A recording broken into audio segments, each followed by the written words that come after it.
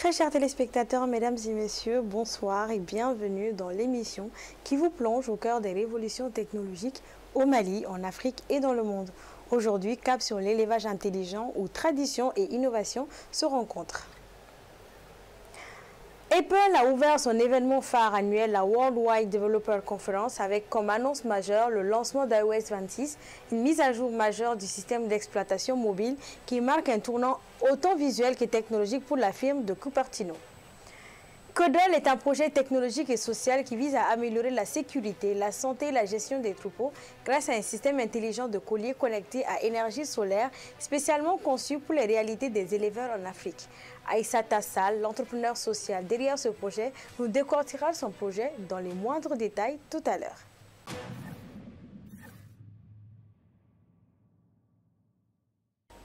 De ses origines à ses usages actuels en passant par son infrastructure, l'intelligence artificielle et ses enjeux éthiques, politiques et sociétaux sont au cœur des œuvres artistiques. Une cinquantaine d'œuvres d'art, dont des photographies, des sculptures ou des courts-métrages, souvent réalisés avec l'aide de l'IA, sont actuellement exposées à Paris, au musée du Jeu de Paume, et ce jusqu'en septembre. Ces réalisations artistiques interrogent cette technologie qui bouleverse notre rapport au réel. Suivons.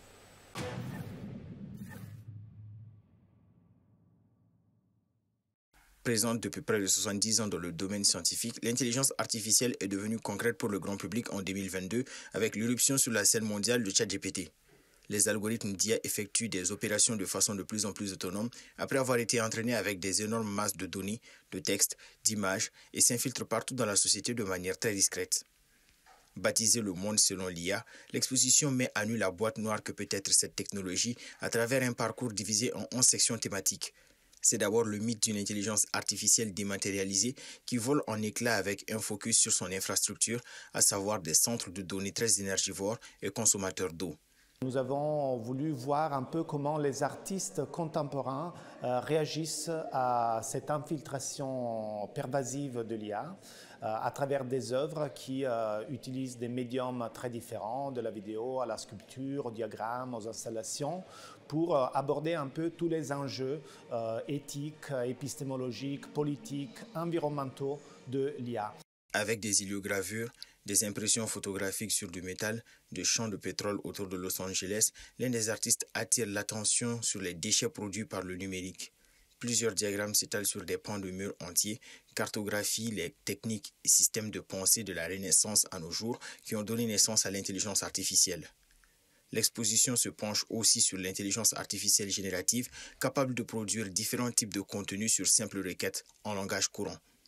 Sans oublier le clin d'œil au bug appelé hallucination de l'IA lorsqu'il lui arrive de produire des poèmes sans queue ni tête. Dans les œuvres que nous réunissons ici, les artistes sont toujours très présents. Ce sont eux qui choisissent quel modèle utiliser, quelles images visualiser parmi toutes les images ou tous les textes générés par les modèles. Après, ce sont des artistes qui entrent quand même dans des relations de collaboration avec ces entités qu'on pourrait presque appeler des agents, tant ils sont doués d'une sorte d'autonomie, de capacité d'effectuer des opérations de plus en plus complexes. Et donc, ce sont des artistes qui explorent aussi la possibilité de déléguer une partie de leur choix à ces autres entités. Mais les artistes humains sont toujours là, toujours présents, pas du tout remplacés, même si ils se retrouvent dans un jeu qui les repositionne un peu avec leur dimension humaine et leur choix, disons.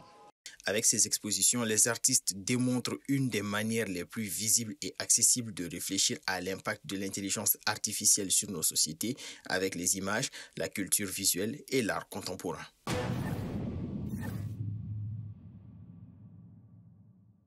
Coup de buzz ce soir, la Worldwide Developer Conference, l'événement phare d'Apple, avec le discours de Tim Cook qui a annoncé le lancement d'iOS 26 pour coller à l'année encore. Ce nouveau système embarque une réforme esthétique baptisée Liquid Gloss. Directement inspirée de l'interface du Vision Pro, cette nouvelle charte graphique introduit des effets translucides plus profonds, des animations fluides et des transitions repensées. Apple parle d'une interface vivante pensée pour donner une sensation de profondeur et de réactivité jusque-là absente. Ce changement témoigne de la volonté d'unifier les expériences entre iPhone, iPad et les futurs produits de réalité mixte. La nouveauté pratique, c'est Live Translation directement dans Messages, FaceTime et l'application téléphone. Plus besoin de Google Translate, vos conversations se traduisent en temps réel avec traitement local pour les confidentialités. L'IA d'Apple analyse maintenant tout votre écran, pas seulement ce que voit la caméra. Vous regardez une affiche de concert, l'iPhone propose automatiquement de l'ajouter au calendrier. Vous admirez un objet, il suggère de le charger sur Google Shopping. L'assistant vocal Siri bénéficie aussi d'un coup de jeune technologique avec une meilleure compréhension du langage naturel, des réponses plus complètes et une capacité de réinteragir avec des applications tierces plus finement. La gestion de la batterie a également été revue avec un système prédictif qui adapte les performances et les notifications en fonction de l'usage pour gagner jusqu'à 20% d'autonomie en moyenne selon Apple. Cependant, malgré ces innovations, Apple se trouve aujourd'hui en position de rattrapage face à des concurrents de plus en plus agressifs sur le terrain de l'IA. Mais avec iOS 26, Apple amorce une mutation importante où design immersif et intelligence artificielle deviennent le nouveau pilier de l'expérience mobile.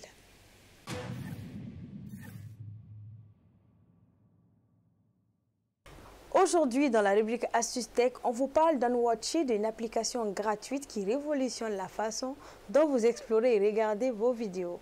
Elle vous permet de trier plus facilement vos contenus YouTube en mettant en avant ceux que vous n'avez pas encore vus. Un vrai gain de temps et de productivité dans votre navigation. Suivons ensemble.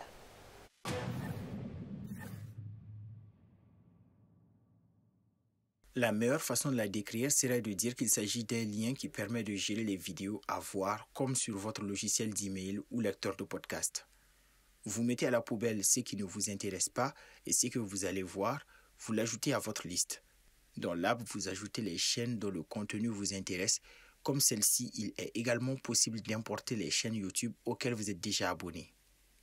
Ou alors, vous pouvez aussi ajouter une nouvelle vidéo à votre liste de lecture en passant par le menu de partage dans YouTube. Ensuite, les nouvelles vidéos sont ajoutées à votre inbox avec la possibilité de cacher les shorts dans les réglages de l'app. Pour chaque vidéo que vous décidez en faisant glisser à droite si vous voulez l'ajouter en haut ou en bas de votre liste de lecture, si vous la faites glisser vers la gauche, vous pouvez supprimer cette vidéo de votre inbox. Consultez la description et éventuels chapitres de celle-ci, mais aussi la marquer comme déjà vue ou encore enregistrée dans vos signets pour pouvoir la retrouver plus tard. Ça me fait vraiment penser à la façon dont je gère mes emails et les épisodes de cette rubrique que je vous fais voir.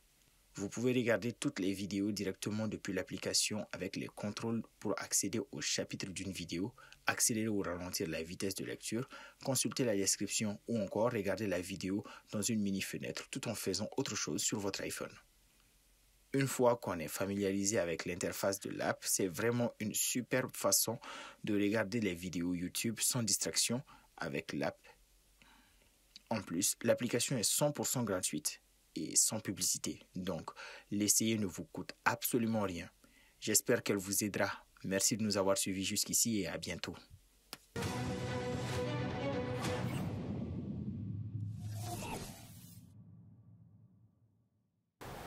Aujourd'hui, on s'intéresse à l'innovation au cœur de l'élevage. Il s'agit notamment de colliers connectés ou de colliers intelligents qui suivent les déplacements, la santé et surtout la sécurité des animaux destinés à être élevés, notamment à la maison. Il s'agit des animaux domestiques.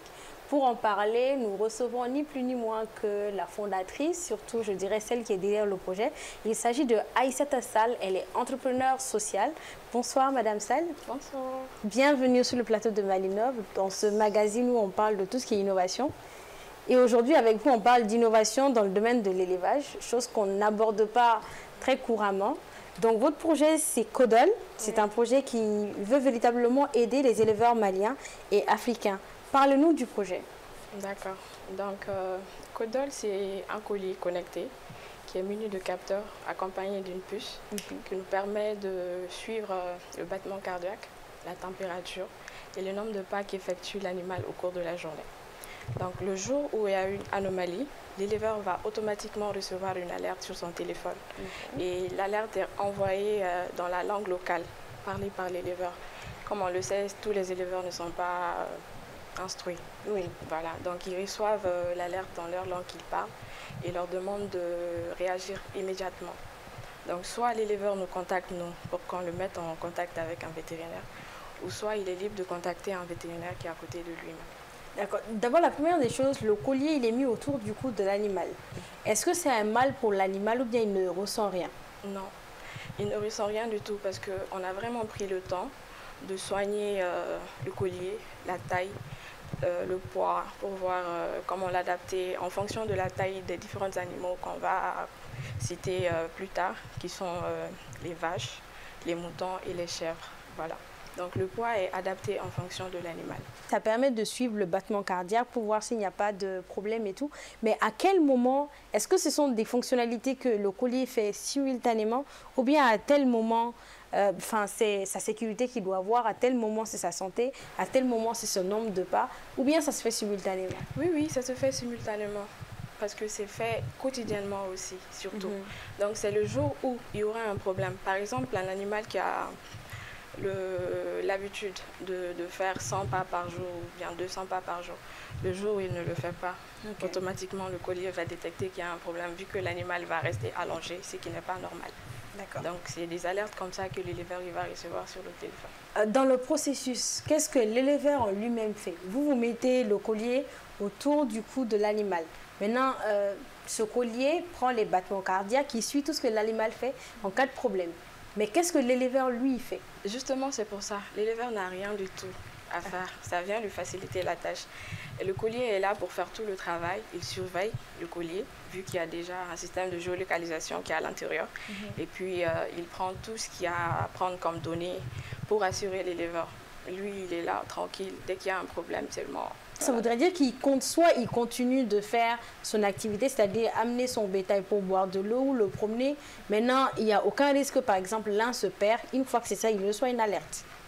Effectivement, c'est comme ça. Parce que je précise également que le collier a un système où il peut programmer une distance, par exemple. Et dès que l'animal va franchir cette distance-là, directement, il va recevoir l'alerte.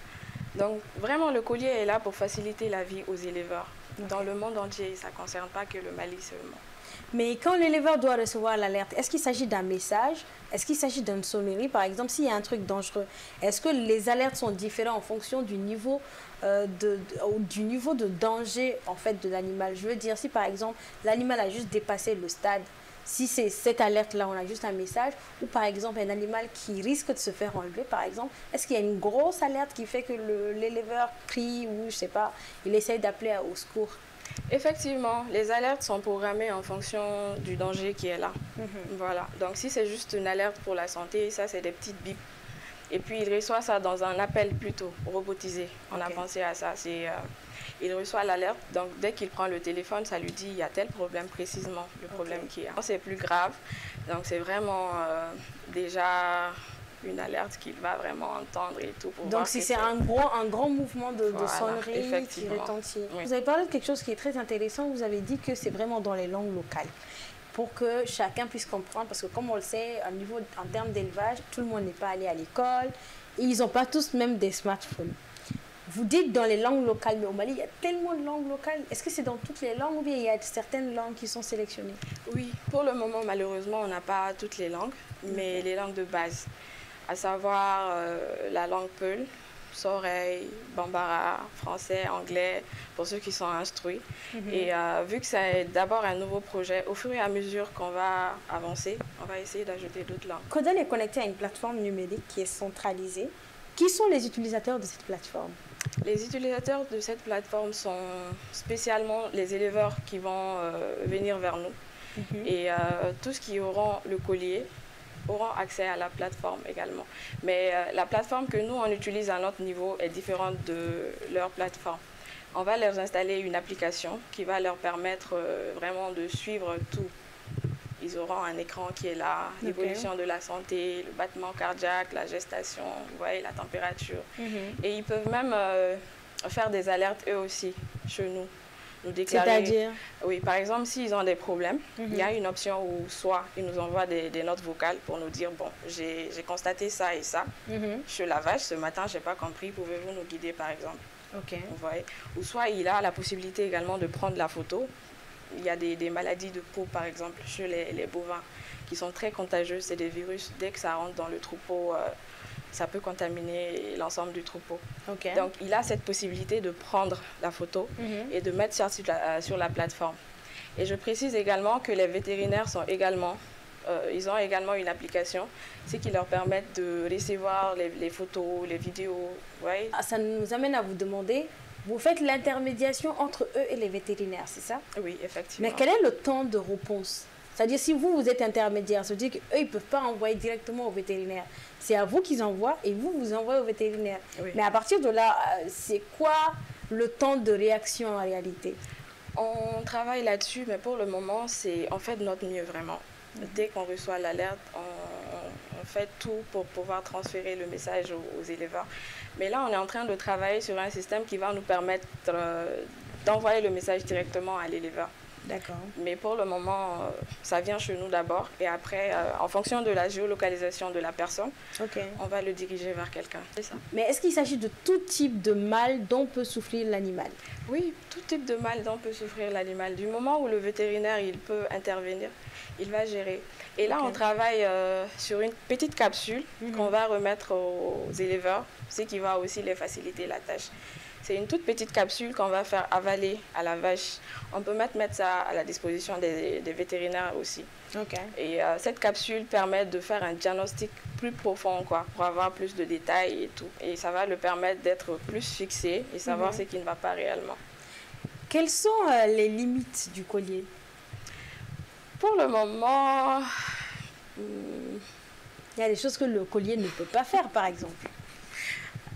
Est-ce qu'il y a quelque chose que notre... Bon, je ne vois pas pour le moment. Je vais vous donner un exemple typique. Un collier que vous avez mis autour du cou d'une vache aujourd'hui. La vache mange tous les jours. Si jamais la vache venait à prendre du poids, est-ce qu'elle risque de s'étouffer avec le collier? Non, il n'y a pas moyen. Mais si elle prend du volume, alors que le collier ne prend pas de volume. C'est un collier qu'on peut ajuster en fait. C'est comme les ceintures là qu'on met autour du pantalon, tu vois, il y a des trous et qu'on sort. Donc au fur et à mesure, c'est comme je t'ai dit, on l'adapte en fonction de... Donc au fur et à mesure que l'animal grandit, donc l'éleveur peut agrandir son collier au fur et à mesure. Peu importe, parce que bon, même si la vache ne prend pas le poids, on sait que toutes les vaches n'ont pas le même poids, logiquement. Oui, donc logiquement. Voilà, on a pensé à tout ça. Mais c'est du fait sur mesure. Si, c'est du fait. Bon, pas vraiment du fait sur mesure, mais vraiment c'est un collier qui est fait pour s'adapter obligatoirement. Il est auto-ajustable. Voilà, auto-ajustable. Au jour d'aujourd'hui, quelle est la perception des éleveurs vis-à-vis de ce produit-là? Est-ce qu'ils sont réceptifs? Oui, très réceptifs. Vraiment très réceptifs. Et ils attendent que le collier soit disponible sur le marché, pouvoir le faire. Et là, vraiment, ça va dépendre des subventions qu'on aura. Et puis des partenariats, par exemple, avec des ONG qui vont pouvoir nous aider à écouler le collier sur le marché. Justement, vous êtes encore en mode prototype. Voilà. Est-ce que c'est le financement qui bloque? Effectivement, c'est le financement qui bloque. Et surtout la production, parce que malheureusement, au Mali, il n'y a pas d'usine pour nous aider à fabriquer le collier. Dans la conception du projet, c'était une problématique auquel vous n'avez pas traité à ce moment-là? Non. Pas directement. D'accord. L'idée d'abord, c'était de pouvoir concevoir le collier parce que les idées ils étaient là, mais comment réaliser ça? Comment faire fonctionner ça? C'était plus ça l'urgence. Et dès qu'on a réussi à faire fonctionner le collier, on est passé à la phase test. Vous voyez, tester pour voir au fur et à mesure si ça va marcher, les données qu'on a, est-ce que c'est réel et tout. Donc aujourd'hui, Dieu merci, le collier il fonctionne, il est opérationnel. Et il manque juste le financement pour pouvoir écouler ça sur le marché. Vous avez quand même été récompensé à plusieurs niveaux, que ce soit ici à Bamako ou même à l'international, sinon je dirais précisément à Marrakech, pour l'impact du projet. Maintenant, sur quelle base est-ce que là, eux, ils ont vu l'impact dans l'avenir du projet par rapport aux récompenses, c'est ça? Effectivement, c'est ça. Vous savez que l'élevage représente la 3e place dans l'exportation. Et surtout dans la richesse. Oui, le Mali est l'un des cheptels les plus importants en Afrique. Et ce n'est pas que le Mali, vous savez que l'élevage, c'est un peu partout. Oui. Et généralement, les éleveurs, ils souffrent de la perte de leur bétail, que ce soit pour des maladies, que ce soit pour les vols. Et c'est quelque chose qui est très important, mais qui est négligé. Oui. Donc du coup, quand on a présenté à Marrakech, ils étaient même étonnés que quelqu'un puisse penser à ça en fait. Imaginez un éleveur qui a l'habitude de perdre 40% de son bétail. S'il a la solution de garder les 100%, non seulement son revenu va augmenter, c'est avantageux pour tout le monde. Aujourd'hui, où est-ce que vous en êtes? Eh bien, actuellement, comme je le disais tantôt, vraiment, on est à la quête de financement, de partenaires et vraiment, on souhaite mettre le prototype qu'on a actuellement à la disposition de tous les éleveurs maliens. Et aussi, pourquoi pas à l'international pour qu'on dise qu'il y a une start-up au Mali qui peut sauver le bétail. Voilà, c'est vraiment notre objectif. Et non seulement ça, Côte-d'Or va également créer beaucoup d'emplois. Parce que là, on est en train de démarcher les vétérinaires. On sait très bien qu'il y a beaucoup de vétérinaires qui sont au chômage actuellement. Voilà. Et on a besoin vraiment de renforts. On va prendre des jeunes, par exemple, qui vont prendre des appels, vu que les éleveurs pourront écrire, envoyer des notes vocaux. Donc vraiment, ça va créer de l'emploi si on arrive à mettre cette entreprise sur pied et avoir des partenaires et consorts. Est-ce qu'on a une intégration de l'intelligence artificielle dans tout ce système-là? Oui, bien sûr. C'est même grâce à ça qu'on a les données. Ok. Et voilà. les robots qui parlent, c'est aussi via l'intelligence artificielle ou il y a un chatbot intégré qui discute avec ceux parmi les éleveurs qui sont allés à l'école notamment? Pas vraiment. Pour le moment, moi, je suis là. Dès que je reçois les alertes, je peux réagir. Mais dans le cas contraire, il se peut qu'il y a... Vu qu'on a d'autres activités à côté, donc le chatbot est là aussi pour réagir, c'est autoprogrammé. Mais on reçoit aussi les alertes sur nos téléphones. Dès qu'on reçoit une notification, on nous dit « Attention, il y a tel éleveur dans cette zone-là qui vous envoie un message, donc veuillez vous connecter ou veuillez consulter la notification. » L'idée, c'est d'abord d'aller vers les éleveurs de Bamako ou bien vous visez les zones locales en réalité? Oui, les zones locales surtout, parce que l'élevage n'est pas vraiment très développé à Bamako comme on le pense, c'est plutôt dans les zones rurales. Et généralement, c'est ces éleveurs-là qui viennent à Bamako pour la vente plutôt. Oui, pour la vente. Voilà, pour la vente. Et c'est plus répandu dans les zones rurales. Même le collier est même plus adapté pour les zones rurales, comme je le disais, parce qu'avec les vols.